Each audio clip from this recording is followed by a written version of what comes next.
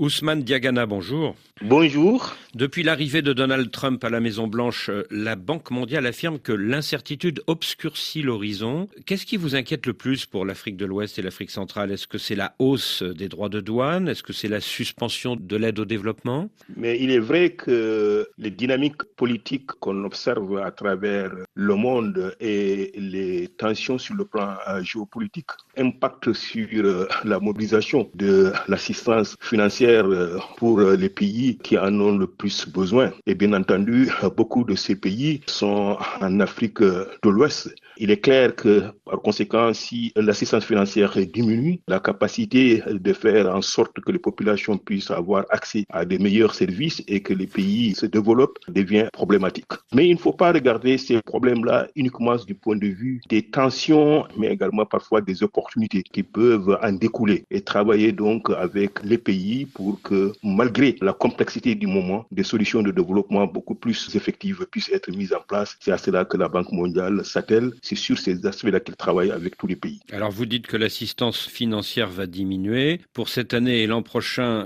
la Banque mondiale révise à la baisse de 0,5 points le taux de croissance des pays d'Afrique subsaharienne. Est-ce que c'est justement à cause de cette tempête Donald Trump ?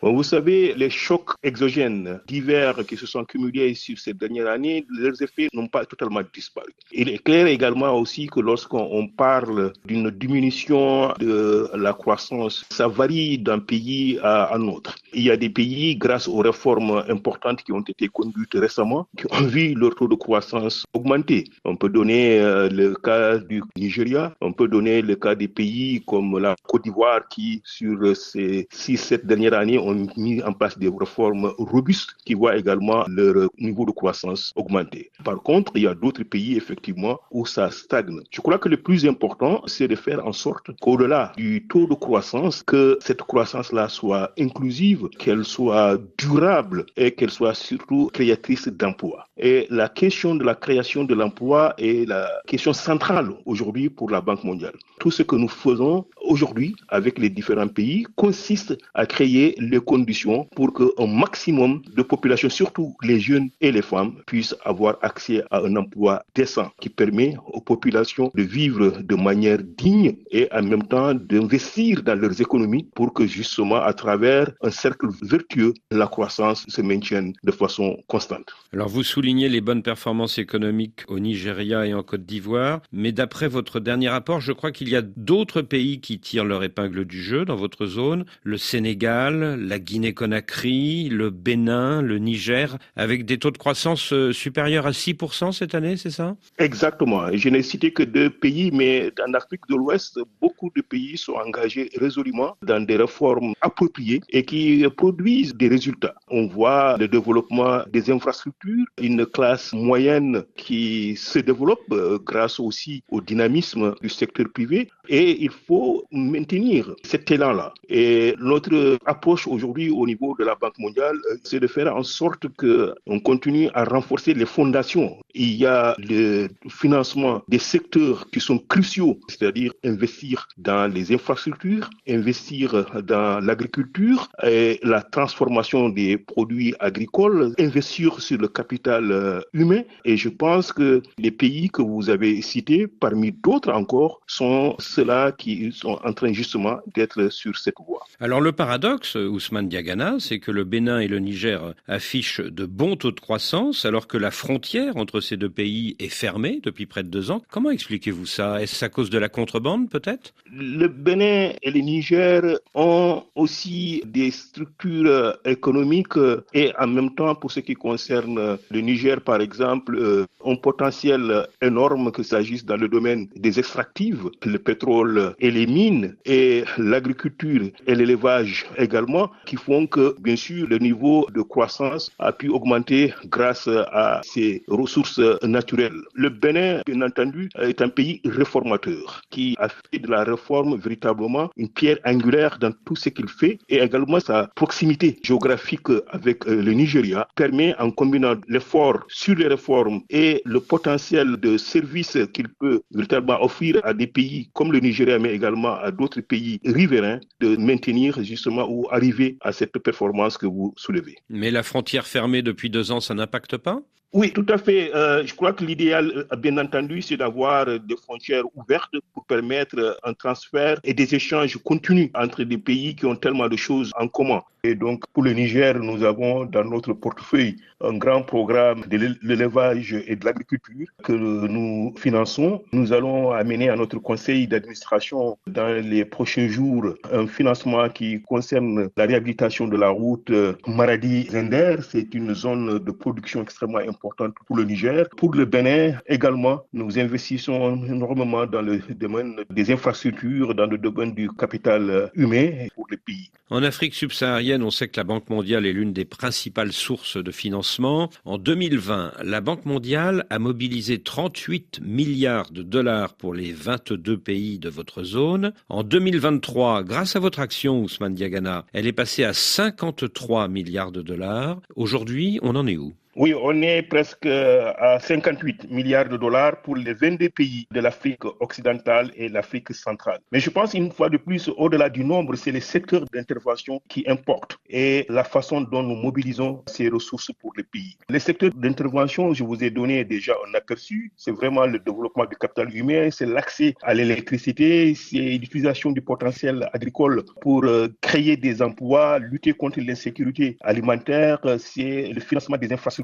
Mais également, c'est le soutien aux réformes pour que, à terme, les pays puissent mobiliser eux-mêmes des ressources domestiques plus conséquentes. Et finalement, c'est vraiment la promotion de l'intégration régionale, qui est une solution de développement extrêmement importante pour les pays de l'Afrique de l'Ouest et l'Afrique du Centre. Et du coup, la sortie des 3 pays de l'AES de la CEDEAO, cela doit vous inquiéter, non ? Alors, on avait toujours des projets régionaux, surtout pour ce qui concerne le développement des corridors d'infrastructures, mais également des programmes d'énergie qui sont des projets sous-régionaux et nous espérons que ce type de programmes vont continuer. Et je crois que tout le monde comprend que l'interdépendance entre des pays d'une même zone doit faire en sorte que les solutions de développement soient pragmatiques. Et en tout cas, c'est comme ça que nous échangeons avec les uns et les autres. Et donc, bien entendu, les gains qui ont pu être obtenus dans cet espace-là grâce à l'intégration régionale, les meilleurs moyens de les protéger, c'est de faire en sorte que le dialogue et la coopération entre les différents pays soient poursuivis et renforcés. Donc vous espérez que l'interconnexion électrique va se poursuivre entre les 12 pays actuels de la CEDEAO et les 3 pays nouveaux de l'AES? Nous avons des projets en cours qui ont soutenu cela depuis très longtemps et nous avons l'intention de maintenir ce type de programme-là et de les renforcer. Et à part les pays de cette zone-là, nous avons également ce type de programme que nous avons au niveau de l'Organisation pour la mise en valeur du fleuve Sénégal et de la Guinée. Alors, oui, au niveau de l'OMVS, ouais. C'est ça? Voilà. Donc, autour de l'OMVS et de l'OMVG, on a également des programmes similaires. Pour ce qui concerne l'OMVG, d'ailleurs, c'est grâce à ce type de programme qu'un pays comme la Guinée-Bissau a pu augmenter de manière considérable ces derniers mois l'accès de ces populations à l'électricité. Et c'est clair que sans des programmes régionaux de cette nature, le temps que prendraient les différents pays à augmenter le nombre de populations qui ont accès à l'électricité serait encore beaucoup plus long. Donc oui, les financements régionaux, ce sont des solutions extrêmement efficaces. Nous espérons que les pays vont, dans un esprit de partenariat et de solidarité, faire en sorte que ce type de programme soit maintenu et renforcé. L'un des pays les moins électrifiés de votre zone, c'est la RCA. En 2023, seuls 8% des Centrafricains avaient accès à l'électricité. Aujourd'hui, on en est où? Alors, on en est à 17% et nous avons inscrit la RCA parmi les pays qui vont être bénéficiaires de cette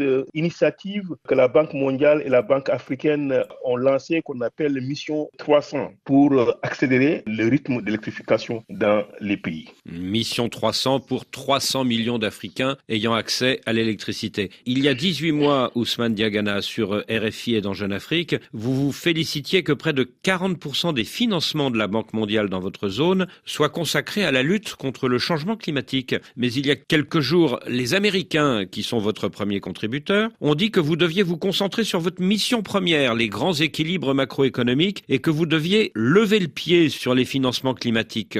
Quelle est votre réaction? Alors, le financement climatique consiste à renforcer la résilience, qu'il s'agisse du type d'infrastructures sanitaires, scolaires qu'il faut construire, les investissements dans le secteur de l'agriculture. Au moment où je vous parle, j'ai une équipe qui est sur le terrain à la frontière entre le Sénégal et la Mauritanie pour lancer un programme pour le développement autour de la vallée du fleuve Sénégal. Ce type de programme, il vise un meilleur rendement du secteur de l'agriculture. Donc c'est cela, de manière pragmatique, que nous appelons financement climatique. Mais après les déclarations du secrétaire au Trésor américain, est-ce que les 40% de financement consacrés à la lutte contre le changement climatique ne vont pas être réduits d'un tiers ou de moitié? La déclaration qui a été faite dans le cadre de nos assemblées du printemps a été claire et il n'y a pas d'opposition entre ce qui a été dit et ce que nous faisons. Et je crois que le corps de métier essentiel de la Banque mondiale, c'est de lutter contre la pauvreté. Cela suppose que l'on investisse principalement sur les secteurs de développement. C'est ce qu'elle va continuer à faire. D'abord,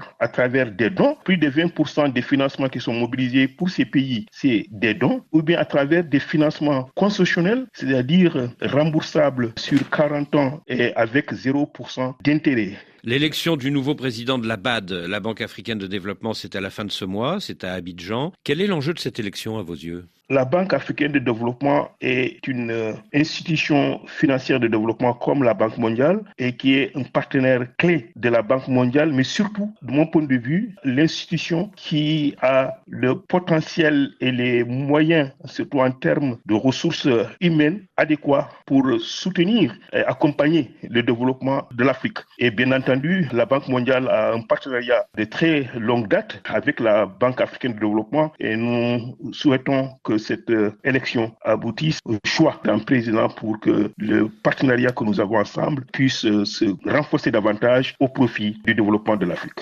Alors il y a 5 candidats, 2 d'Afrique australe, 1 d'Afrique centrale, 1 d'Afrique de l'Ouest et 1 d'Afrique du Nord. Quel est selon vous le critère qui va être déterminant? Est-ce que c'est la sous-région d'origine ou est-ce que c'est le profil de chacun des candidats? La BAD a sa gouvernance interne, ses mécanismes de sélection de son président. Je ne saurais me prononcer là-dessus. Je connais tous les 5 candidats. Ils sont tous très, très compétents et je suis persuadé que celui qui prendra les rênes de cette excellente institution qui a fait un travail formidable depuis tant d'années ne fera que renforcer les dynamiques de coopération que nous avons en tant que Banque mondiale avec cette institution et que de toutes les façons, je crois que les gouvernants et les populations africaines continuent de souhaiter que ce partenariat leur soit surtout bénéfique. La grande incertitude, disent beaucoup d'observateurs, c'est le vote des non-régionaux et notamment des Américains. À votre avis, ils vont voter pour qui? Je ne saurais le dire.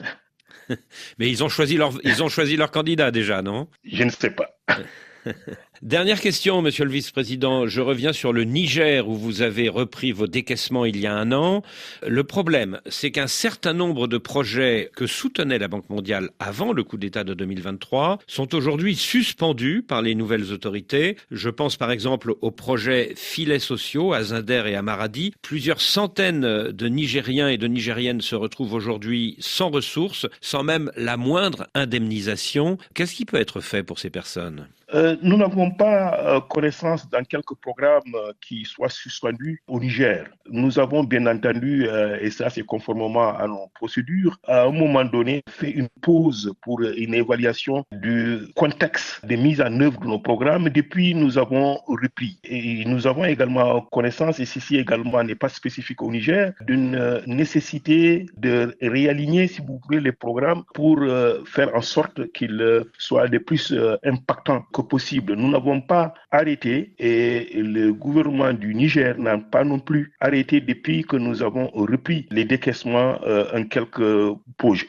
Toutefois, un communiqué de 79 agents du projet Filets sociaux dénonce ce qu'ils appellent la suspension injustifiée des agents du projet Filets sociaux à Zinder et Maradi et précise que ce projet était soutenu par votre Banque mondiale. Nous soutenons un programme de protection sociale et de filets sociaux en effet au Niger et je pense que la suspension d'agents et la suspension du projet sont 2 choses différentes. Je n'ai pas connaissance de manière précise de ce point que vous soulevez. Nous allons vérifier, vous savez, un programme se met en œuvre à travers des agences d'exécution qui sont des agences nationales. Et les agences d'exécution ne sont pas des entités de la Banque mondiale et souvent même le personnel qui y travaille ne sont pas nécessairement des personnels financiers par les ressources de la Banque mondiale. Donc pour chaque cas de projet, il y a des schémas qui peuvent être différents. Les détails pour ce qui concerne ce projet, je ne les ai pas. Je peux certainement vérifier avec mes collègues qui sont en charge au niveau du Niger pour avoir plus d'informations. Monsieur le vice-président, merci.